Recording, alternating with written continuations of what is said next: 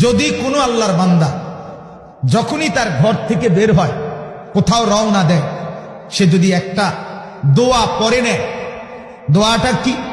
বিসমিল্লাহি তাওয়াক্কালতু আলাল্লাহ লা হাওলা ওয়ালা কুওয়াতা ইল্লা বিল্লাহ।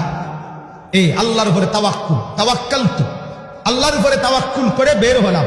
নবীজি বলেন সাথে সাথে আল্লাহর ফেরেশতা ওই ব্যক্তিকে 4টা পুরস্কারের ঘোষণা দিয়ে দেন। কি পুরস্কার? এক, আল্লাহর নবী সাল্লাল্লাহু আলাইহি সাল্লাম বলেন, ফেরেশতা বলে দেয় হুদিতা, এক, তুমি এই দুয়ার বরকতে, আল্লাহর উপরে তাওয়াক্কুলের বরকতে সঠিক পথ পেয়ে গেলা। ওয়া কুফিতা, আল্লাহ তোমার জন্য যথেষ্ট হয়ে গেলেন। ওয়া ওয়াকিতা, সমস্ত বিপদ থেকে বেঁচে গেলা। ওয়া তানাহা আনহু শাইতান, শয়তান দূরে সরে গেল।